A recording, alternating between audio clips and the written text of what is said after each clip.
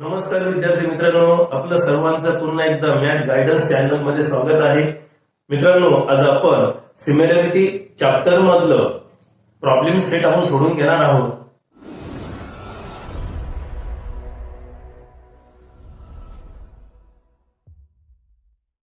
मित्रांनो, या ठिकाणी जो फर्स्ट क्वेश्चन आपल्याला दिलेला आहे तो सांगितलेला आहे select the appropriate alternative.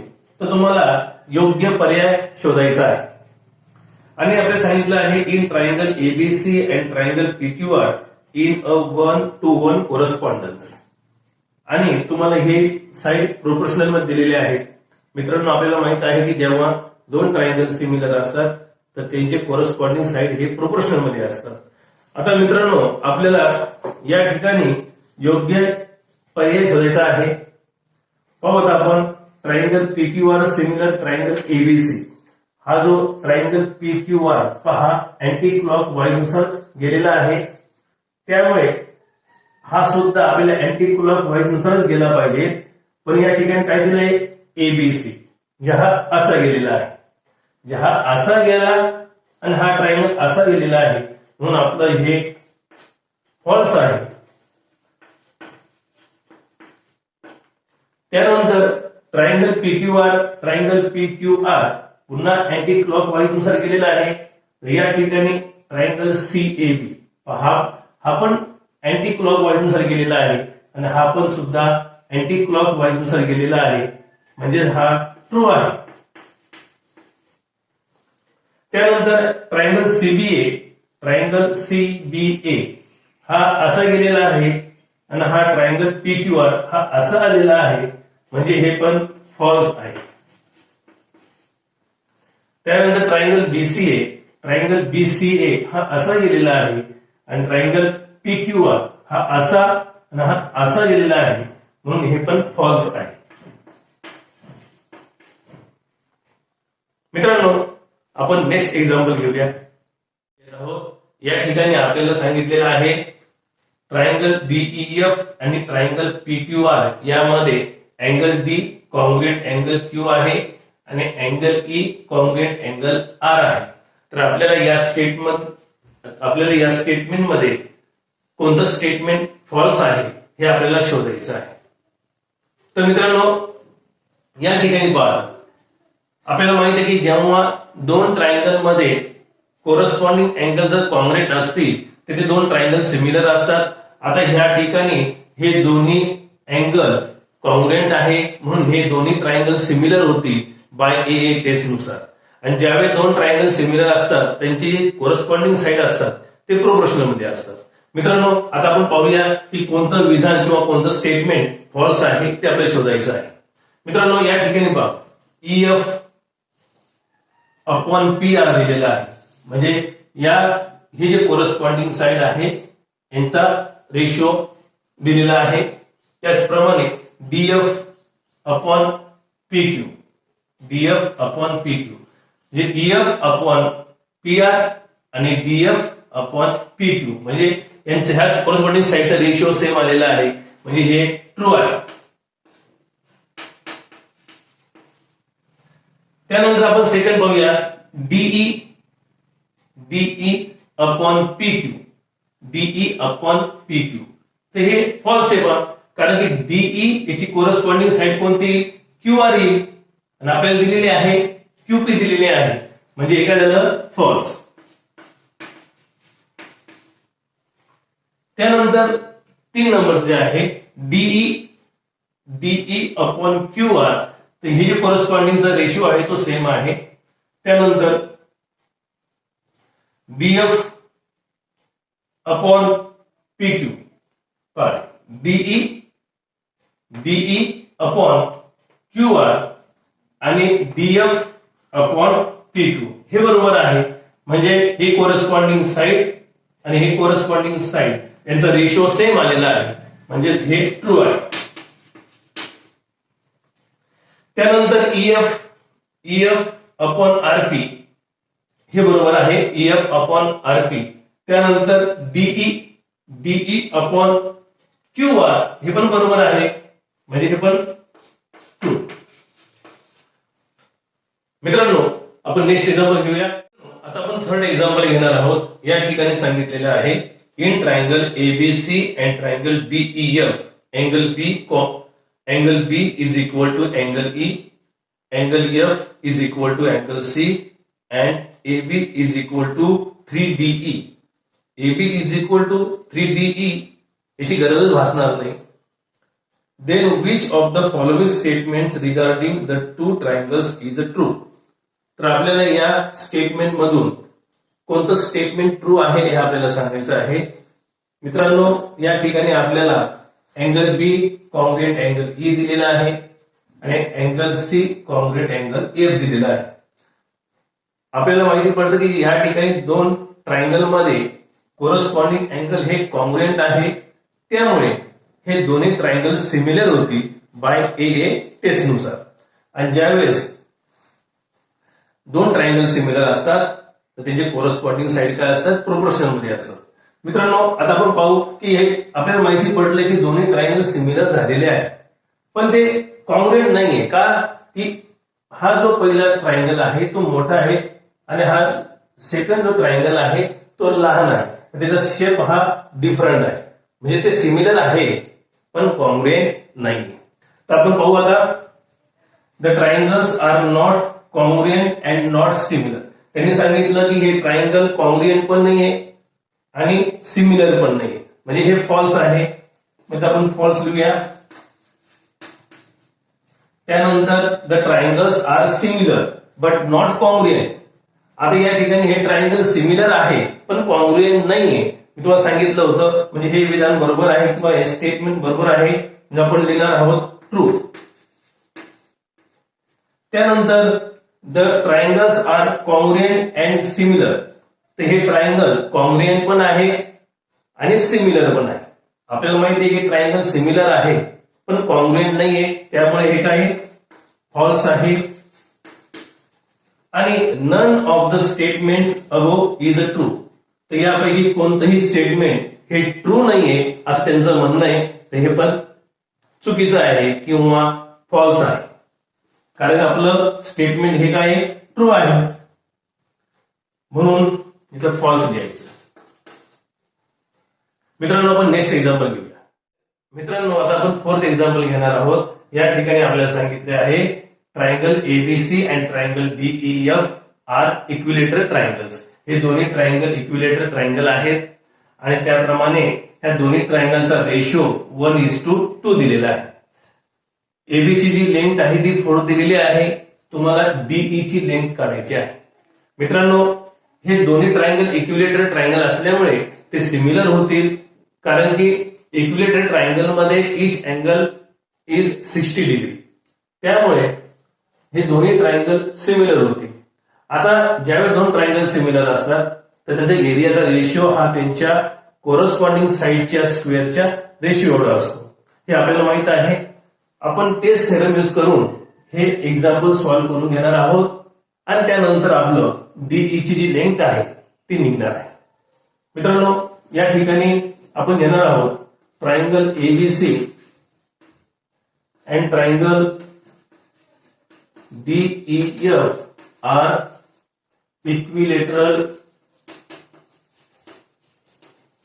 triangles. Therefore, triangle ABC similar triangle DEF by the theorem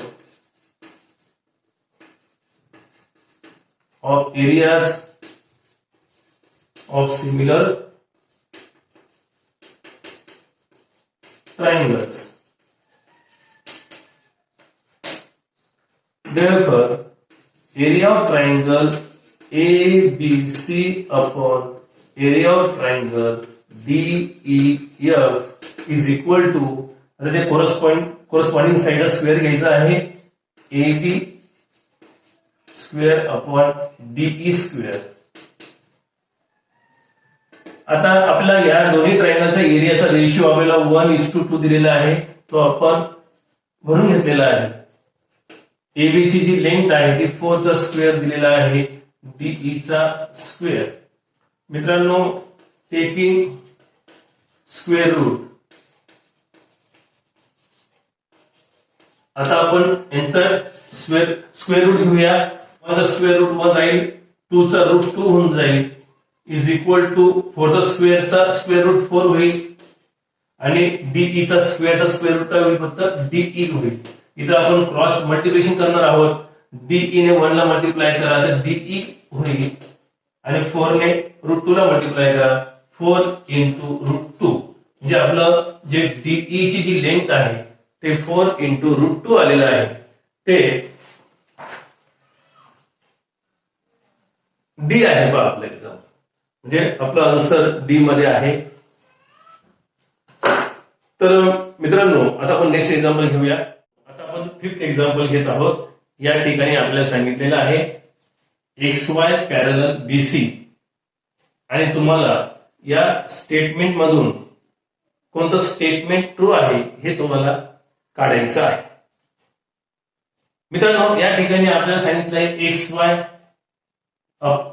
XY parallel BC आहे, त्यामुळे हे कोरस्पॉन्डिंग अँगल कॉन्ग्रुएंट होतील. म्हणजे ट्रायंगल AXY आणि ट्रायंगल ABC हे काय होतील, सिमिलर ट्रायंगल होतील बाय AA टेस्ट नुसार. पण ज्यावेळेस दोन्ही ट्रायंगल सिमिलर असतात तर त्यांचे कोरस्पॉन्डिंग साइड हे प्रोपोर्शनल मध्ये असतात. मित्रांनो, आता आपण हे स्टेटमेंट चेक करून घेऊया आणि कोणतं स्टेटमेंट ट्रू आहे ते आपण शोधूया. मित्रांनो, या ठिकाणी सांगितलं आहे AB upon AC is equal to AX upon AY. हे विधान बा सत्य आहे किंवा ट्रू आहे ते जर आपण असं करून घेतलं, फक्त आपण रिप्लेसमेंट केली तर काय होईल, AB अपॉन AX होईल. फक्त आपण रिप्लेसमेंट करतोय, is equal to AC upon AY. पहा, AB upon AX is equal to AC upon AY. म्हणजे हे ट्रू आहे.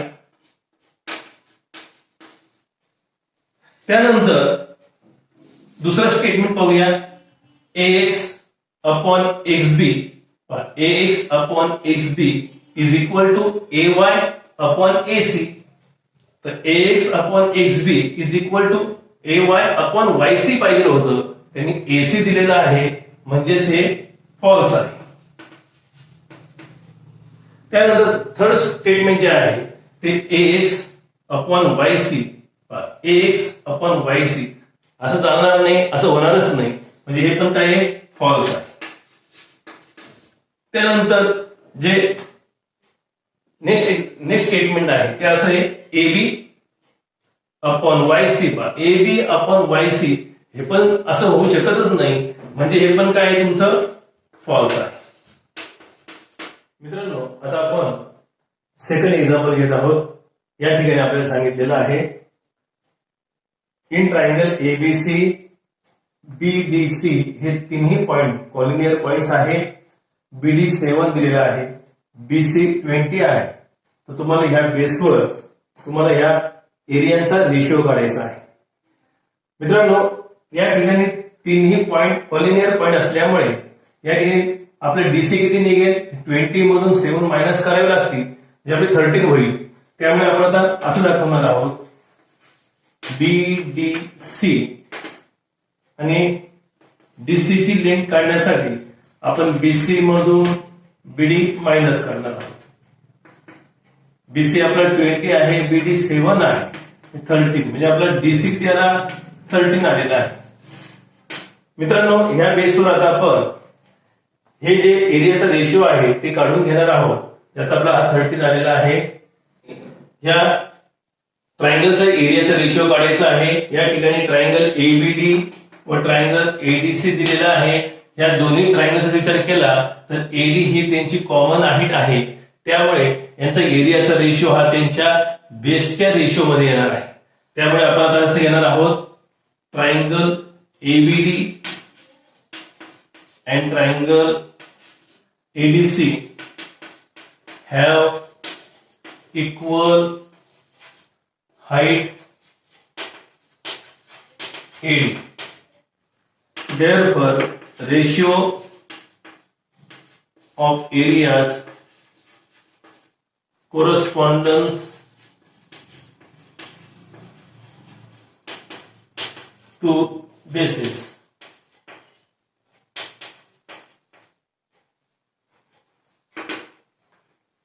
आपण area of triangle ABD upon area of triangle ADC. आता ABD चा जो बेस आहे तो आपला BD आहे आणि ADC चा बेस जो आहे तो DC आहे इज इक्वल टू BD किती आहे 7 आणि DC किती आहे 20. Therefore, area of triangle ABD upon area of triangle ADC is equal to 7/20. मित्रांनो, आता आपण दुसरा एरियाचा रेशो काढून घेऊ.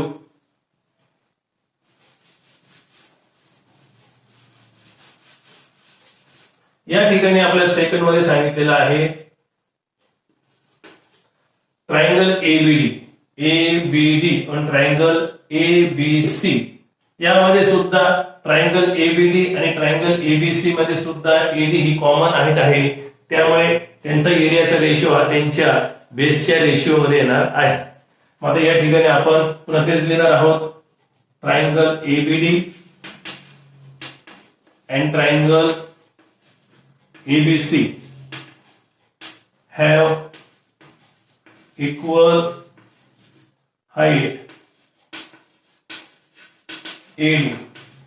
Therefore, ratio of areas corresponds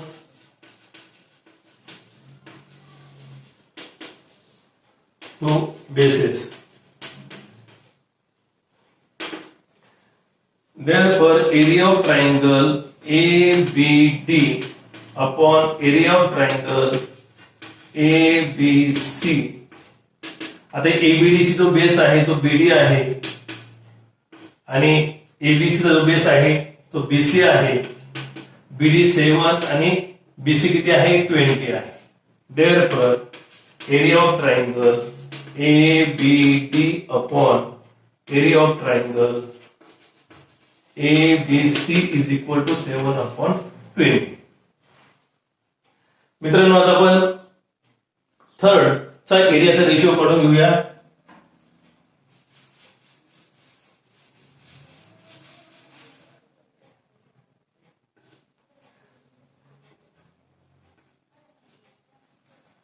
मित्रांनो, या ठिकाणी ट्रायंगल ADC सांगितलेला आहे, ADC आणि ABC. ट्रायंगल ADC आणि ट्रायंगल ABC यामध्ये सुद्धा AD ही कॉमन हाईट आहे आणि त्यामुळे त्यांचा एरियाचा रेशो हा त्यांच्या कोरस्पॉन्डिंग बेसिसच्या रेशिओ मध्ये असणार आहे. परत तेच लिहिणार आपण आता.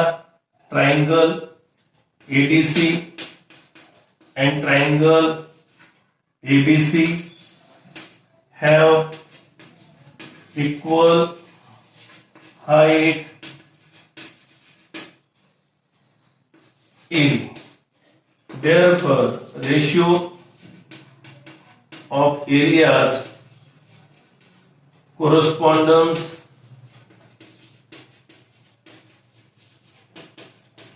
to bases. But area of triangle ADC upon area of triangle ABC. आता ADC चा जो बेस आहे तो DC आहे आणि ABC चा जो बेस आहे तो BC आहे. DC आपला 13 आहे आणि BC आपला 20 आहे. Therefore, area of triangle ADC upon area of triangle ABC 13/20. मित्रांनो, आता आपल्याला या ठिकाणी थर्ड एक्झाम्पल सांगितलेलं आहे. Ratio of areas of two triangles with equal Heights is 2:3. If base of the smaller triangle is 6 centimeter, then what is the corresponding base of the bigger triangle? तर तुम्हाला या ठिकाणी दोन ट्रायंगलचा रेशिओ तुम्हाला 2:3 दिलेला आहे. दोन्ही ट्रायंगलची जी हाईट आहे ती इक्वल आहे आणि त्याचप्रमाणे जो स्मॉलर ट्रायंगल आहे त्याची जी साइड आहे ती 6 सेंटीमीटर दिलेली आहे. आणि त्याचप्रमाणे जो स्मॉलर ट्रायंगल आहे त्याचे बेस तुम्हाला 6 सेंटीमीटर दिलेला आहे. तर यावरून तुम्हाला मोठ्या ट्रायंगलचा बेस काढायचा आहे. मित्रांनो, या ठिकाणी आपल्याला माहित आहे की जेव्हा दोन ट्रायंगल ची हाईट इक्वल असेल तर त्याचा एरियाचा रेशो हा त्यांच्या बेसच्या रेशो मध्ये असतो. मग आता आपण तीच प्रॉपर्टी युज करणार आहोत. या ठिकाणी आपल्याला ट्रायंगलचे नाव माहित नाही, त्यामुळे आपण त्या ठिकाणी एरिया करता आपण A1 आणि A2 घेणार आहे आणि त्याचे जे कोरस्पॉन्डिंग बेसेस आहे ते आपण B1 आणि B2 घेणार आहोत. या ठिकाणी आपण लिहिणार आहोत let areas of two triangles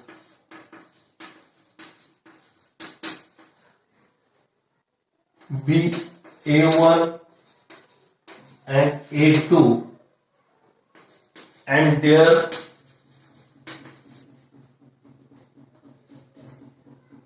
bases B1 and B2 respectively. मित्रांनो, या ठिकाणी आता आपण असं लिहिणार आहोत, जे आपल्याला माहिती दिलेली आहे ते आपण घेणार आहोत. A1 ratio A2 is equal to 2:3. त्याचप्रमाणे तुम्हाला B1 हे 6 सेंटीमीटर दिलेलं आहे आणि B2 तुम्हाला काढायचा आहे. मित्रांनो, या ठिकाणी the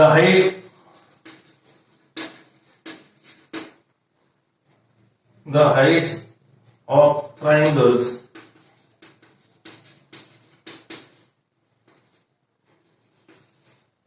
are equal. Therefore, ratio of areas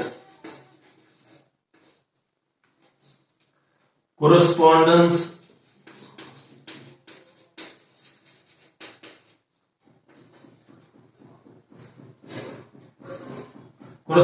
to bases.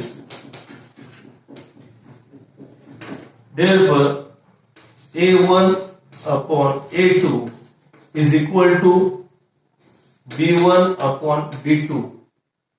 Therefore, A1 upon A2 याची जी व्हॅल्यू आहे ती 2/3 आहे is equal to B1. B1 आपला 6 आहे आणि B2 आपल्याला काढायचं आहे.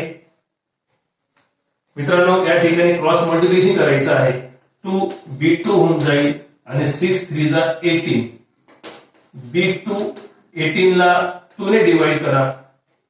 2 9 जा 18. B2 is equal to 9 centimetre. आता आपण फोर्थ एक्झाम्पल घेत आहोत. या ठिकाणी सांगितलेलं आहे अँगल ABC आणि अँगल DCB हे 90 डिग्री आहे. त्याचप्रमाणे AB ची जी लेंथ आहे 6 आहे, DC ची लेंथ 8 आहे. तर तुम्हाला area of triangle ABC upon area of triangle DCB ह्या दोन्ही ट्रायंगलचा एरियाचा रेशो काढायचा आहे.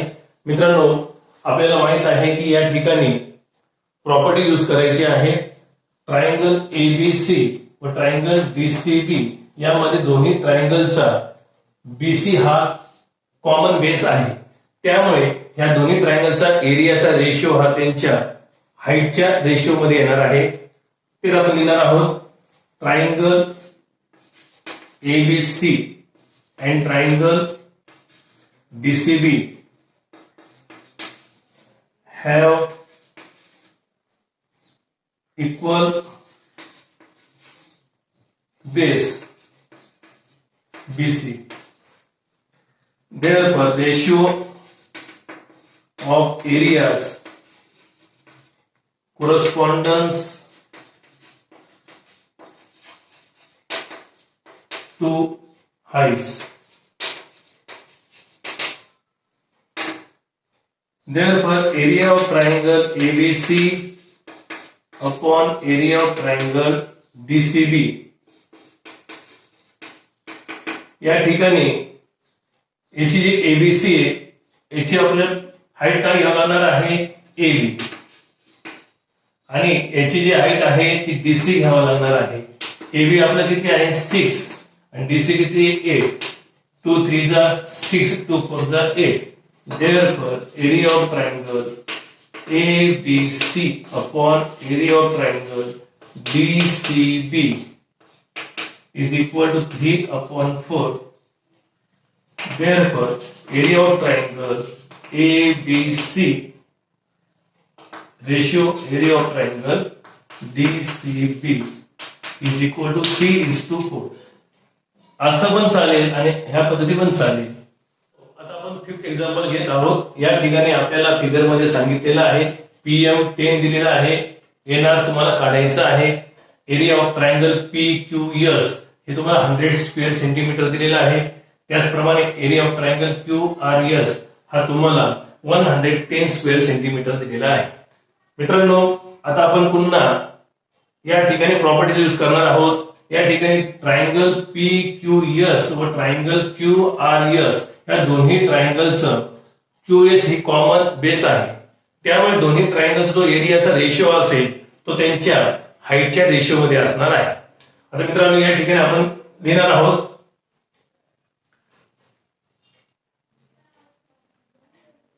triangle PQS and triangle QRS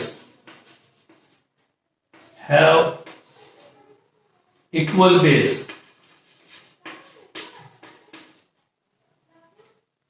QS. Therefore, ratio of areas corresponds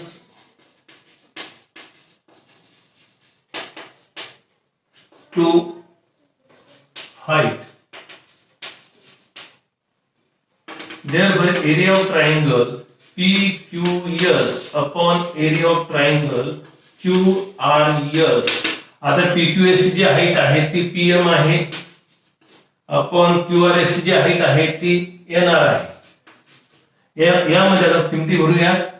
area of triangle PQS तुमचा 100 दिलेला आहे आणि हे एरिया ऑफ ट्रायंगल QRS 110 दिलेला आहे. PM तुम्हाला PM ची लेंथ 10 दिलेली आहे. NR काढायचा आहे. मित्रांनो, क्रॉस मल्टिप्लिकेशन करूया NR ने किंवा हे 0 पहिले कट करून घेऊया. मग आता 10 क्रॉस मल्टिप्लिकेशन करायचंय. 10 into NR is equal to 10 into 11. NR ची व्हॅल्यू काढण्यासाठी 10 इंटू 11 ला ह्या 10 ने डिवाइड करा. 10 कट झाले.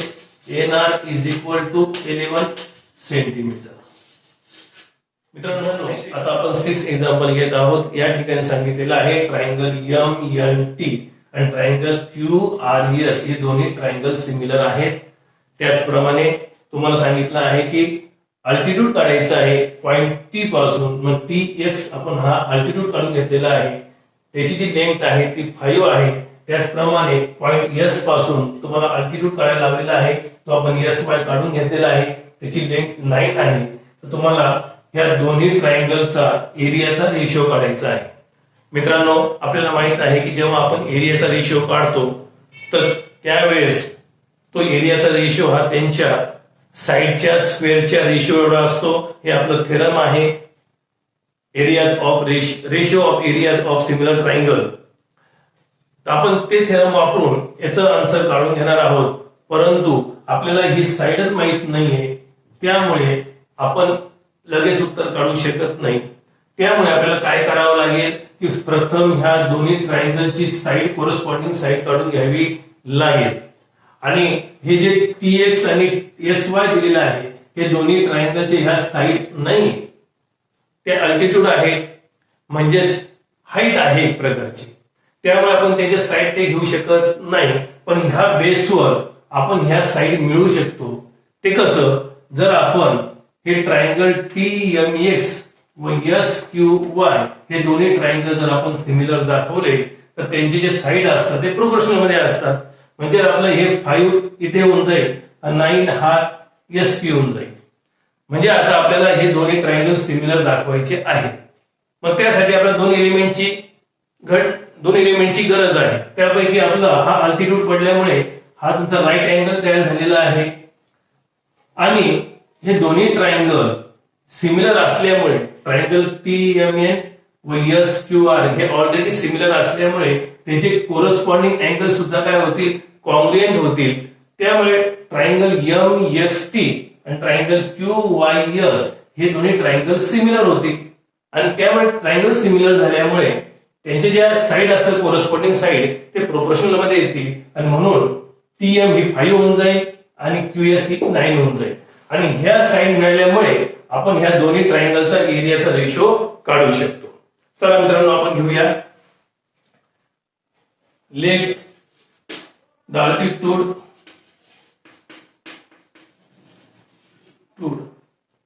drawn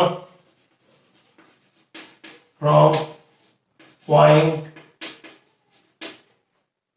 P B Px and from point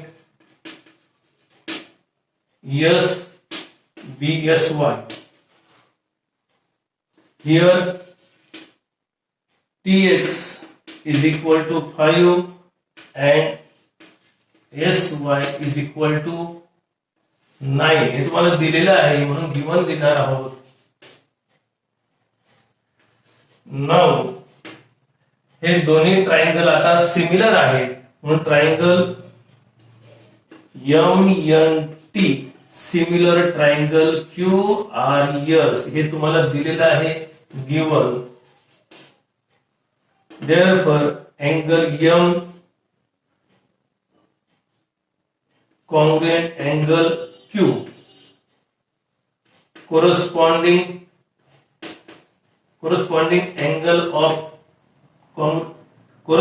angle of similar triangle. याला आपण इक्वेशन 1 घेऊया. आता आपण हे दोन्ही ट्रायंगल सिमिलर दाखवणार आहोत. Now in triangle MXT and triangle QYS, angle M congruent angle Q from 1. त्याचप्रमाणे angle MXT congruent QYS each 90 degree. Therefore, triangle MXT similar triangle QYS by AA test.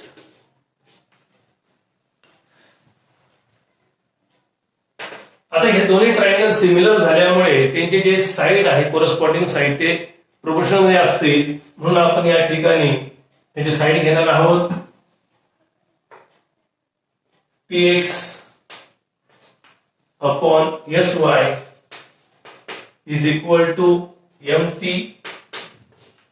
upon Qs. आता या ठिकाणी आपला जे Px आहे तो 5 आहे आणि Sy हा 9 आहे is equal to Mt upon Qs. Therefore Mt upon Qs is equal to 5 upon 9. तर आपण इक्वेशन 2 देऊया. मित्रांनो आता आपण ही Mt 5 काढून घेतलेला आहे आणि Sq हा आपण 9 काढून घेतलेला आहे. Therefore area of triangle MNT upon area of triangle QRS is equal to. आता ज्यावेळेस आपलं थेरम आहे की ज्यावेळेस दोन ट्रायंगल सिमिलर असतील तर त्यांचा एरियाचा रेशो हा त्यांच्या साइडच्या स्क्वेअरच्या रेशोवर असतो. साइड आपण घेणार आहोत MT square upon QS square by theorem areas of similar triangle. मित्रांनो या ठिकाणी आपल्या MT 25 आहे, 5 चा स्क्वेअर होऊन जाईल, QS हा 9 आहे, 9 चा स्क्वेअर होऊन जाईल, 5 चा स्क्वेअर 25 अपॉन 9 चा square 81. Therefore area of triangle MNT upon area of triangle QRS is equal to 25 upon 81.